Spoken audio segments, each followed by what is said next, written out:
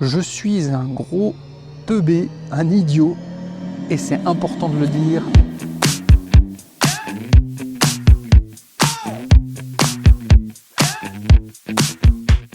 Bienvenue dans Papa Parle, le podcast des pères qui prennent leur rôle au sérieux sans se prendre au sérieux et des hommes qui ont envie de trouver un équilibre entre la vie pro et la vie perso.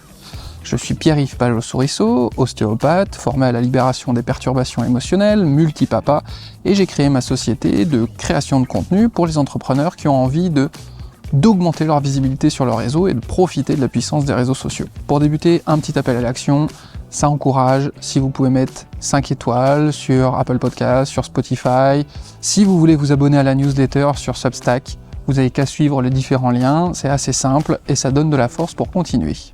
Si vous voulez me retrouver sur les autres réseaux sociaux, Instagram ou Facebook sur Papa Parle, où là c'est plutôt la vie au quotidien, les aventures et mésaventures d'un papa avec 4 petits gars et plein de choses à faire. Donc vous pouvez retrouver cet épisode en audio sur Apple Podcasts comme je l'ai dit, Spotify et aussi en vidéo sur YouTube. Et donc là aujourd'hui on peut profiter d'un décor plutôt sympathique, le temps n'est pas ouf, mais on est dans les Pyrénées à Cauterets et on profite de petites vacances à la neige qui se passent.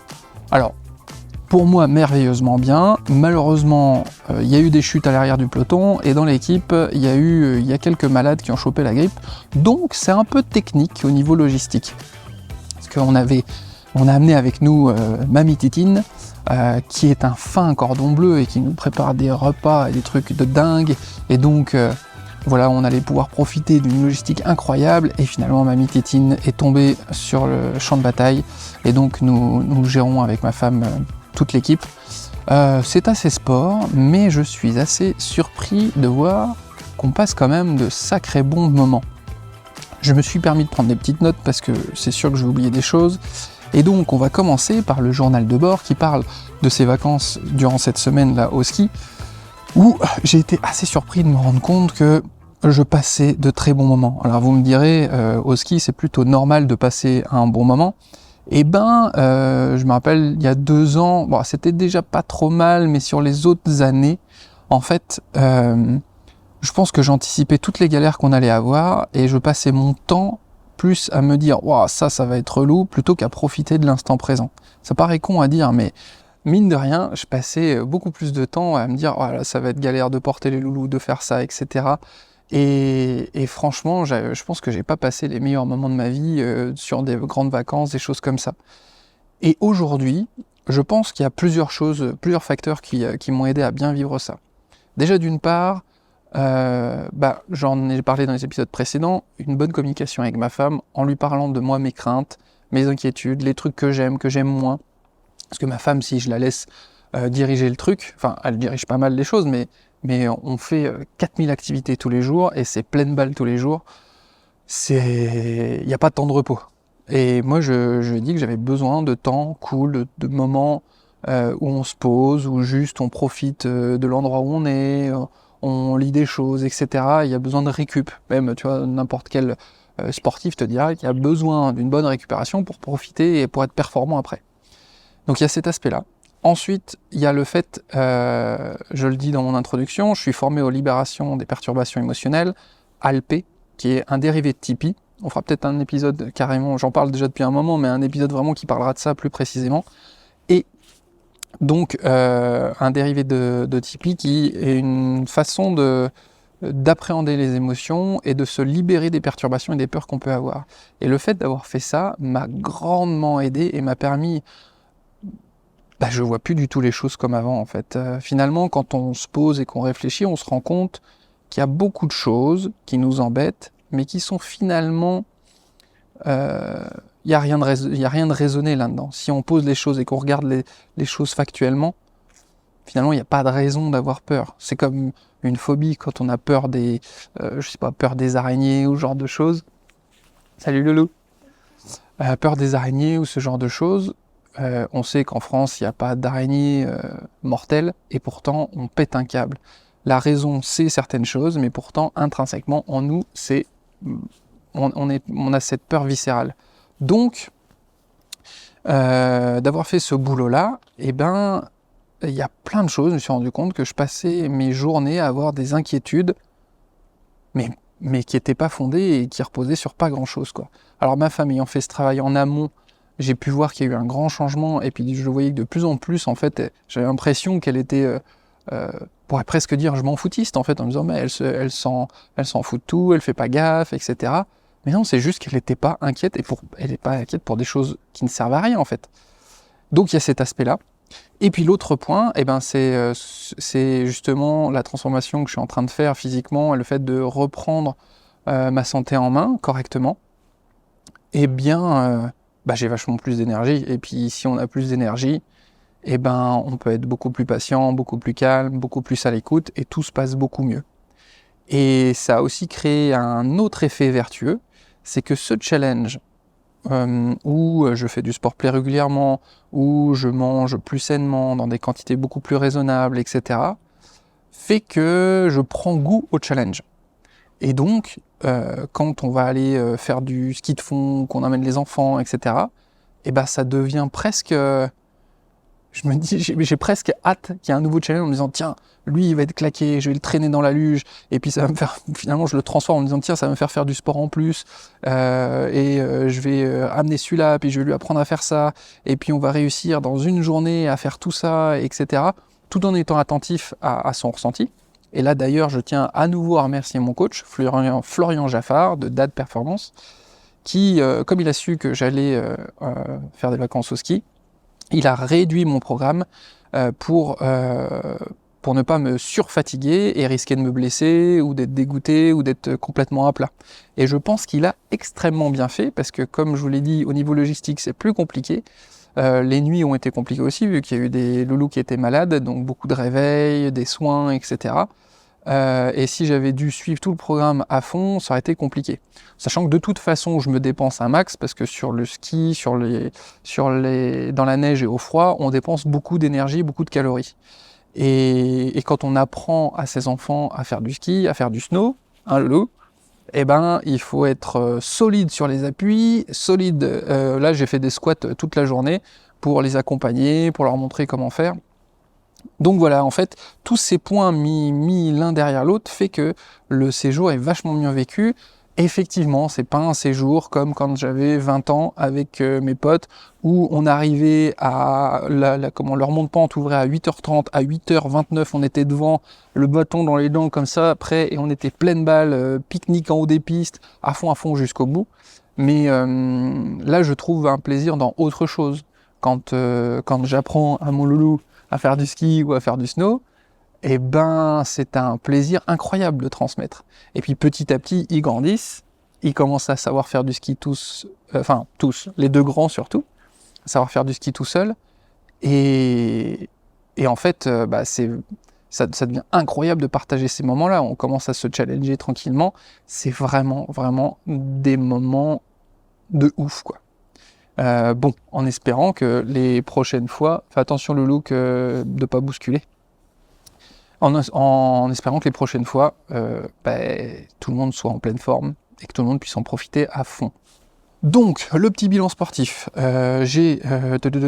moi ça me fait du bien de le faire parce que déjà ça m'engage vis-à-vis d'un truc et ça m'oblige à, quelque part ça me booste à continuer à le faire. Même si pour l'instant c'est pas trop une difficulté, ça se passe bien, et puis vu tous les bienfaits que j'en retire, l'énergie que j'ai, la patate en plus, etc., les plus sont vraiment beaucoup plus hauts que les moins, quoi. Voilà. Sachant que dans les moins, il y a quoi? Il y a le fait peut-être de pas me goinfrer, de trucs sucrés, de choses comme ça, mais au final, il y a quand même de très bonnes choses à manger, donc c'est pas trop un problème. Et donc, forcément, les silhouettes s'affinent, etc. Parce que comme j'avais dit au début, il y a un aspect aussi un ego trip aussi, c'est que j'ai envie de me trouver beau, et ça me fait du bien, en fait, d'évoluer par rapport à ça. Donc, plus en forme, de manière générale. Donc voilà, dans les données factuelles, ça évolue bien, dans tous les sens du terme, donc vraiment trop content. Plus d'énergie, plus de force, plus d'endurance. Enfin, l'endurance, là, au ski, j'ai senti qu'il y avait besoin de le bosser un peu plus, mais en tout cas, vraiment cool. Un petit point sur l'aspect particulier de notre famille où on fait l'instruction en famille. Là, on a le 20 janvier, on a une inspection. C'est une inspection qui doit se faire chaque année, qui est tout à fait normale. Et donc voilà, on va le faire pour nos deux grands. On est plutôt confiant. Et c'est vraiment cool, cette année, il y a eu comme un déclic avec surtout notre grand qui a eu envie de pouvoir lire par lui-même, qui a eu vraiment cet élan-là. Et donc on a amené toute la nourriture possible, intellectuelle, pour que ça avance. Et tout s'est un peu déverrouillé sur la lecture, l'écriture. Tous les jours on en fait. Son petit frère, notre deuxième, a enchaîné et ça se passe super bien aussi. Donc voilà, il y a une vraie progression par rapport à l'année dernière et c'est souvent ce qui est demandé lors des inspections. Il faut qu'on puisse noter factuellement que tel point a été fait, évolué, etc. Donc voilà, on est plutôt confiant. On va devoir. Ils devaient à la base venir chez nous, ce qui est, nous on trouve plutôt un avantage parce que ça leur permet de voir si c'est possible. Vaut mieux faire comme ça parce qu'ils peuvent voir dans quel environnement ils évoluent. Et nous on a mis en place vraiment toute une salle avec tous les outils pédagogiques, etc. Donc on a fait tout un carnet avec photos, PowerPoint, etc. pour leur montrer. Mais là, on va aller finalement à l'académie directement pour passer cette inspection qui arrive le 20 janvier. Et par rapport aux maths, on a découvert ma femme a découvert un système plutôt sympa qui s'appelle les multimalins. En fait, c'est pour apprendre les tables de multiplication. Après, ils l'ont dérivé pour d'autres choses, mais ça permet d'enregistrer les tables de multiplication assez rapidement et assez facilement parce que chaque multiplication est liée à un visuel, à une histoire. Et donc, par exemple, c'était quoi? Qu'est-ce que j'avais vu? 3 fois 4. Le 3, en fait, ça refait la forme du museau d'un chien. Le 4, c'est les ailes d'un canard, qui est le chien d'un chasseur. Et on voit c'est égal à 12. Et le 1, c'est la carabine. Et le 12, c'est les cheveux du chasseur. Et donc, au final, il raconte l'histoire, il dessine et colorie l'histoire. On pose des questions toujours en lien. En fait, ça multiplie les stimuli avec les différents sens, visuels, auditifs principalement, puis un peu le tactile avec le dessin, etc. Et ils enregistrent super bien. Donc ça marche très vite, c'est très simple, donc je le recommande. Je pense qu'ils auraient pu faire un effort sur les dessins, les visuels, parce que des fois c'est vraiment, quand ils font un 4 en forme d'aile et tout ça, c'est un peu à l'arrache. Mais en tout cas pour les enfants ça marche bien et c'est assez efficace. Et donc on parle de l'école, avec l'instruction en famille, etc. Et j'en viens à comment j'ai vu un post sur LinkedIn d'Éric Larchevêque. Certains devraient le connaître, c'est une des personnes qui participe à qui veut, c'est un genre de Masterchef ou de The Voice, mais pour les entrepreneurs, qui passe sur M6. J'ai vu des extraits des fois, mais je connais plus le nom. Enfin, voilà, les gens viennent, pitchent leur idée de start-up, d'entreprise, et vous avez 4 entrepreneurs a priori à succès, qui ont déjà monté des grosses boîtes et qui décident d'investir ou pas dans les boîtes. Et donc lui, il est full entrepreneur et il a ce mindset-là. Et il fait un post, je pense volontairement un peu clivant et pour secouer par rapport à ça, où il dit les enseignements devraient être obligatoires. Ces enseignements devraient être obligatoires à l'école. Je vous l'ai dit rapidement, il y a le fait de parler en public, cuisiner, gérer un budget, faire de la programmation, le self-défense, le savoir-vivre, le bricolage, la gestion du stress, l'esprit critique, l'esprit d'entreprise, les bases du fonctionnement d'une entreprise et l'organisation.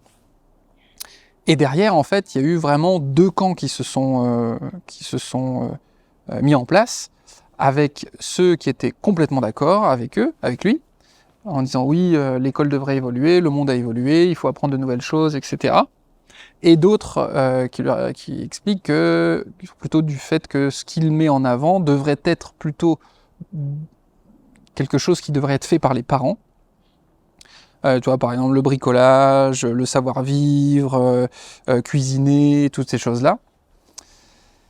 Et moi, j'étais un peu mitigé par rapport à ça. Parce que je pense que, je me dis, il y a une histoire d'époque. Nos grands-parents, si on reprend la vie qu'avaient nos grands-parents, qui était peut-être une vie très intense et très difficile, mais pas sur les chapeaux de roue comme on peut l'avoir, ou il n'y avait pas autant de stimulation, de choses comme ça. Et le fait de cuisiner, ça de toute façon c'était une obligation. Aujourd'hui, il y a de moins en moins de gens qui cuisinent. Le savoir-vivre, c'était des choses là, l'éducation. Il fallait être bien éduqué, c'était quelque chose de très important. Le bricolage, pareil, de toute façon c'était obligé, parce qu'on ne pouvait pas racheter un truc comme ça, il fallait le réparer, etc. Il y avait aussi il parle aussi de la notion de survivre en pleine nature. Mais avant, on vivait tout le temps dans la nature, donc il n'y avait pas le choix. Euh, et donc, je me dis, aujourd'hui, des parents qui vivent en ville, qui ont un boulot qui prend beaucoup de temps, et des fois, ils n'ont pas le choix. Comment on fait pour avoir le temps de cuisiner avec son enfant? Comment on fait pour avoir le temps de bricoler avec lui? Comment on fait pour avoir le temps de parler du budget de la maison, et puis de comment on gère le budget de la maison? Encore faut-il être à l'aise avec l'argent et pouvoir parler de l'argent avec ses enfants facilement. Mais je pense qu'il y a vraiment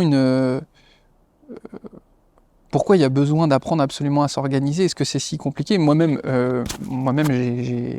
j'ai même payé des formations pour réussir à bien m'organiser, etc. Parce que on a une genre de boulimie de choses, on a envie de faire plein de choses tout le temps, on a envie justement d'être un bon père, d'un bon chef d'entreprise, un bon mari.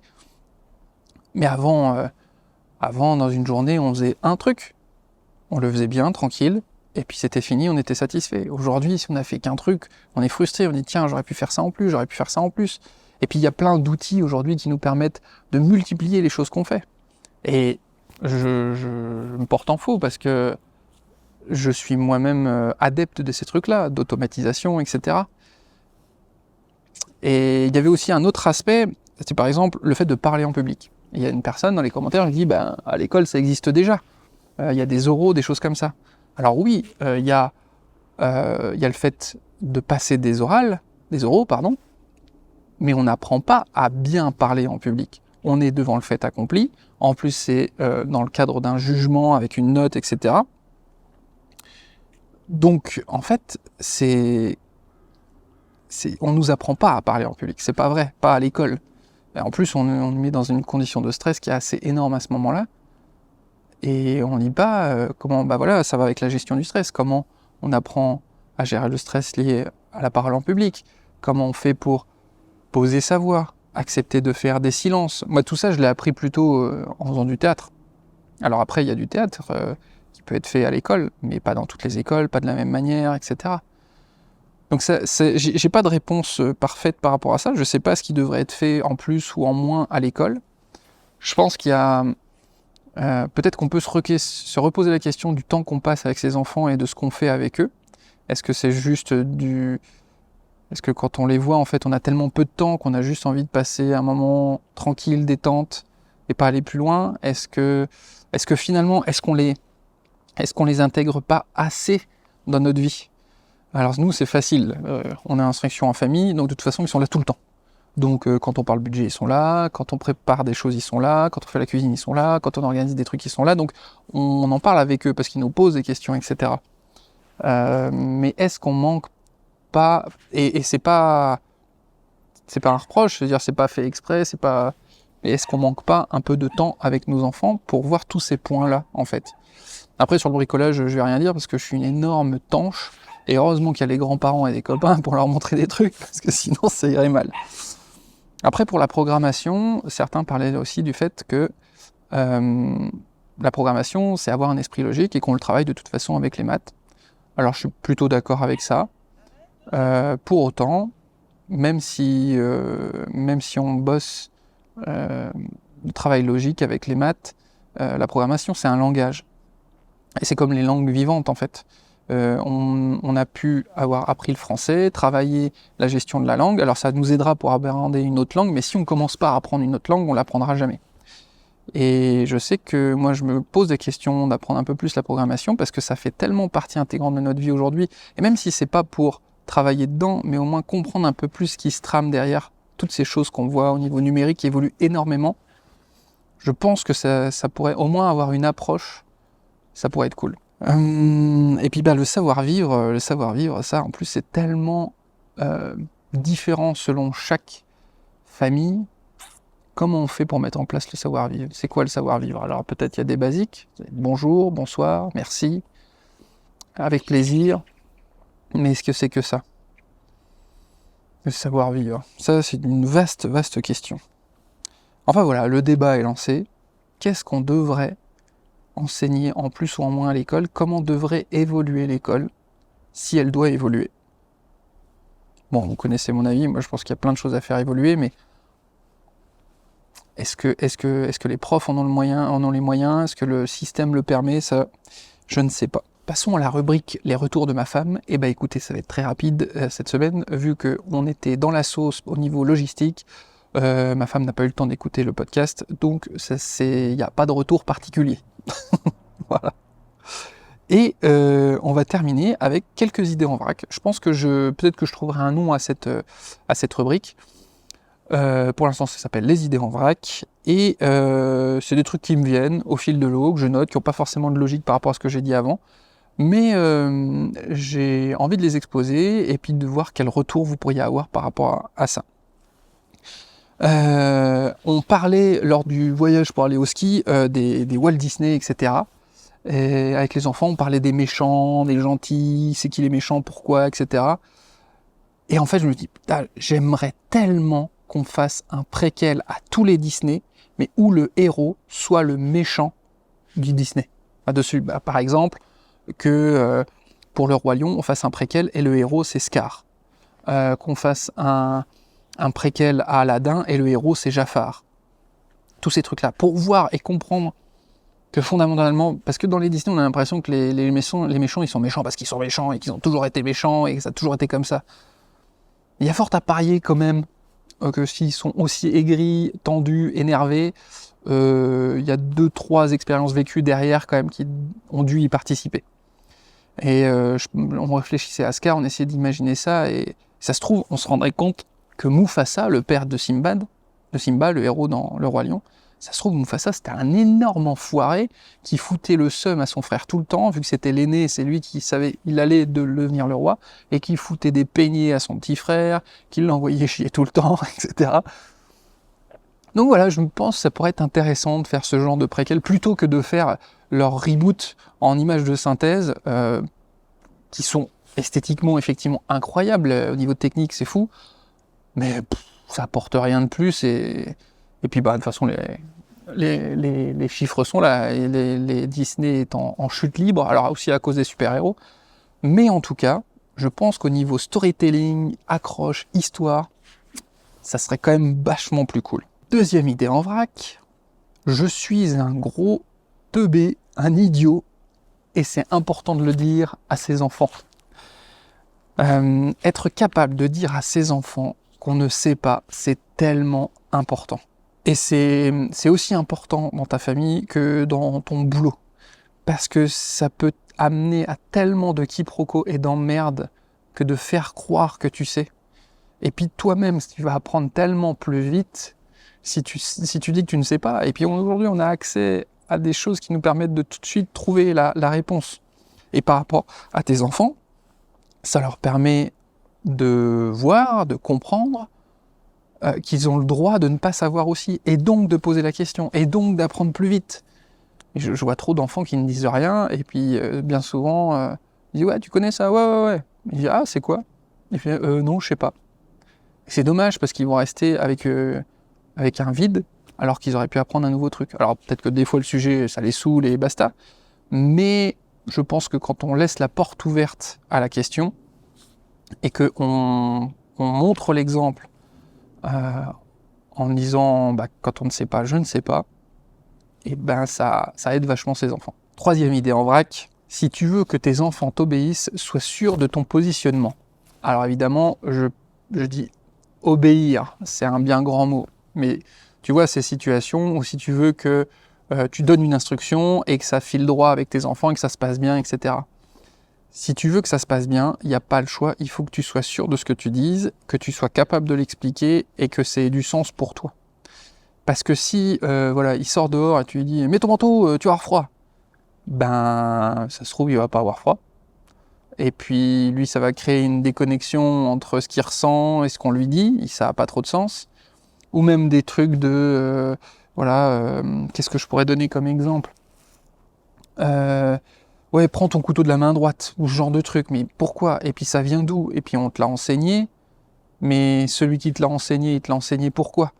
Ça n'a pas beaucoup de... Finalement, ça n'a pas beaucoup de sens. Il y a plein de choses qu'on a acquis dans notre éducation, et qui n'ont plus de sens aujourd'hui.